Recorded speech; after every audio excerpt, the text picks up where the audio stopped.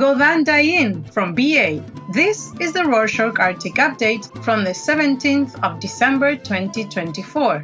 A quick summary of what's going down north of the Arctic Circle.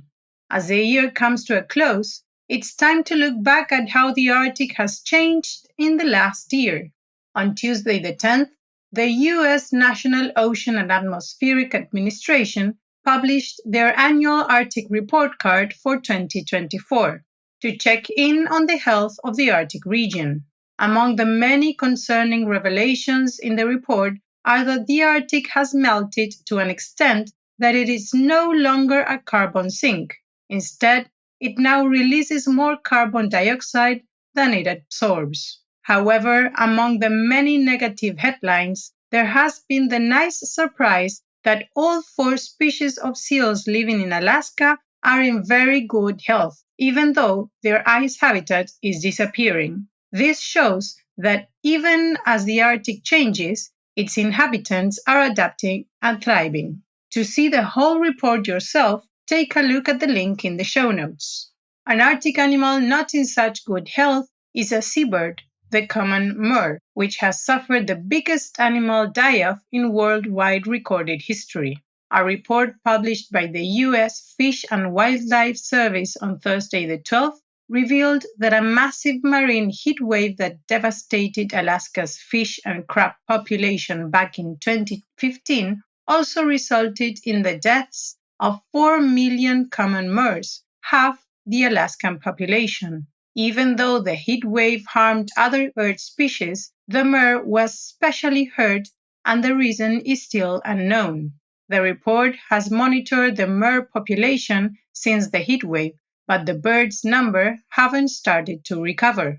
Another Arctic record to be broken this year is in cargo shipping. Shipping news agency G-Captain reported on Monday the 9th that Russia managed to increase Arctic transit cargo by almost 50% over 2023, which was already a record high.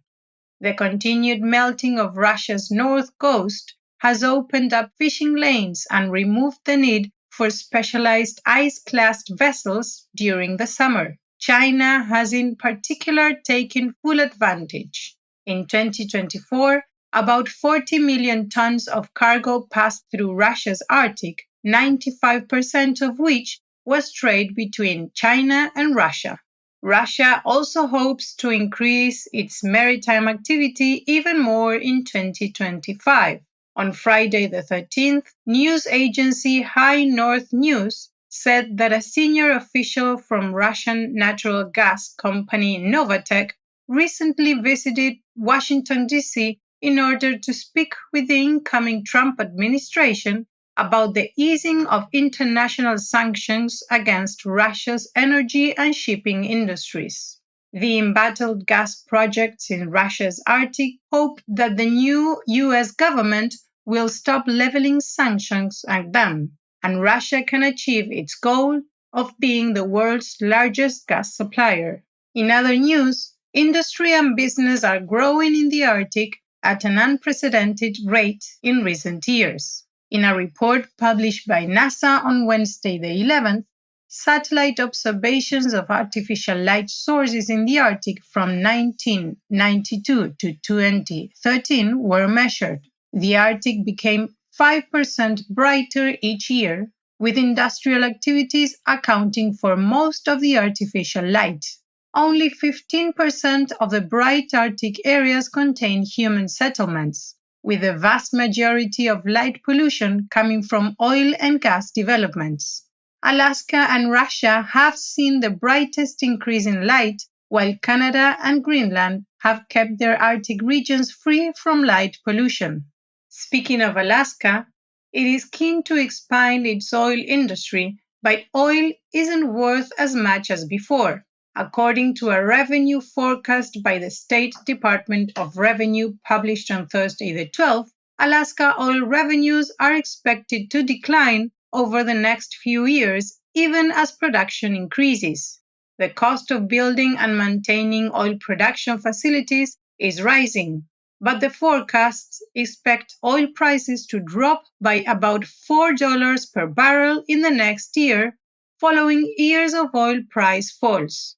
This is estimated to amount to a loss of over $200 million each year, and the long-term forecast isn't good either. Last year, Alaska earned about $3 billion from oil revenues, but by 2030, the forecast drops the annual revenue figure down to just over $2 billion. Alaska needs to find new ways of making money outside of the previously profitable oil industry. Over the border in Canada's Yukon, the consequences of the June collapse at the Victoria Gold Eagle gold mine site, which leached cyanide into surrounding water supplies, continue.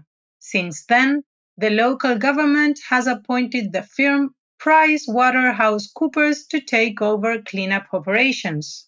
On Monday the 9th, a Superior Court judge ruled that Victoria Gold must provide an additional $40 million to the cleanup operation, taking the cleanup costs to over $70 million. Additionally, PricewaterhouseCoopers has been granted permission to start selling off the mine's assets and even shares in Victoria Gold's other mining operations, as the one successful company pays for its mistakes. Between Canada and Greenland lies an area known as the Last Ice Area, which is the region projected to be where sea ice will melt last, and could be the final refuge for many Arctic species. Researchers are using groundbreaking data to support conservation in this vital habitat. In research published by the Refuge Arctic Consortium, scientists analyzed ice thickness, salinity, and movement of the last ice area. The findings suggest that ice in the region may not be as resilient as once thought, with key areas thinning rapidly. The report calls for the expansion of marine protected areas in the Arctic and hopes their data will guide efforts to protect this vital habitat for polar bears, seals, and other ice-dependent species. On another note, Denmark is facing consequences for its historic mistreatment of Greenlandic families. On Thursday the 12th, protests erupted in Nuuk, calling for reforms to address the systemic removal of Greenlandic children into Danish foster care. Critics argue that Danish welfare services impose cultural bias in assessing Greenlandic families, often resulting in forced placements far from children's communities. The Greenlandic government has voiced frustration, calling for culturally adapted approaches and the protection of indigenous rights. Activists emphasize that preserving families' ties and cultural identity is essential for the well-being of Greenland's next generation. In other Greenland news, the country is taking concrete steps toward independence from Denmark. The Greenlandic Ministry of Justice announced on Thursday the 12th that Greenlanders will now have their own passport. Previously, Danish passports were issued in Greenland, but now the Greenlandic people will have a passport which reflects their unique nationality and heritage as the country affirms its independent identity. Over to Norway, where the northern border with Russia is improving its security measures. As reported by Norwegian broadcaster NRK on Friday the 13th, Norway is receiving almost $20 million from the EU Border and Visa Fund. The Norwegian-Russian border was once a place of cooperation, but due to Russia's continued aggression against Europe, Norway is building a series of sensors, drones, surveillance systems, and border fences along its Arctic border with Russia. Elsewhere in northern Norway, the Gildeskål municipality has an interesting way of attracting new residents. Norway's Arctic regions are struggling with population decline. Broadcaster NRK said on Saturday the 14th that to remedy this, the Yildiz government has built a series of new homes that will be sold at a huge loss to the government. The homes were built at a cost of $400,000, but they are being sold at about $250,000 each. Mayor Bjørn Mane Pedersen stated that her community would rather have new residents than empty homes, and that the long-term benefits to Yildiz will vastly outweigh any financial loss. And that's it for this week.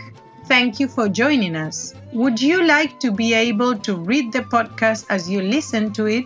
We are thinking of adding the text so you can follow along as if there were subtitles. Would you like that? Please write us to info@rorschach.com telling us why would you want it.